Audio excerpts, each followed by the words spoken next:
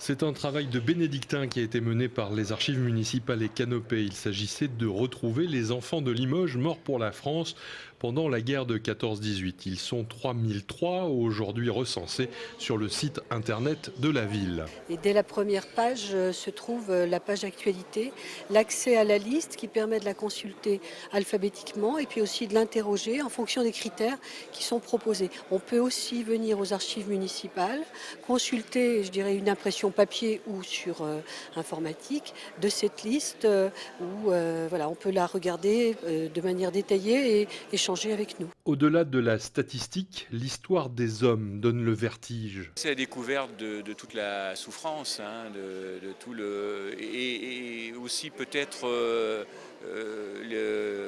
ce qui en a suivi en termes de deuil, hein. Je crois qu'on a du mal à imaginer comment tous ces morts ont pu peser dans les années 20 sur les veuves, sur les orphelins. Le contexte de l'époque était terrible, hein. C'est vraiment une catastrophe que l'Europe a connue, que la France a connue, et à travers les statistiques, je crois qu'on s'en rend compte. Après l'hommage numérique, un mémorial verra le jour au plus près de l'actuel monument aux morts. Nous avons envie de faire passer comme message que la contribution de la ville de Limoges dans ce premier conflit mondial a été très importante.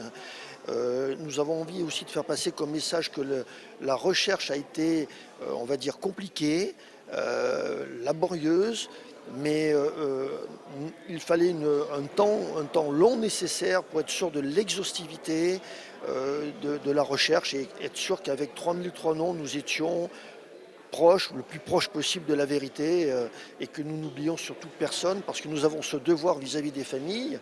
Et je le disais tout à l'heure dans l'introduction, il faut bien sûr corriger un oubli et j'appellerais aussi corriger une injustice vis-à-vis des soldats et vis-à-vis de leurs familles. L'avant-projet de ce mémorial où se retrouveront les 3003 noms sera présenté à la municipalité fin février 2017.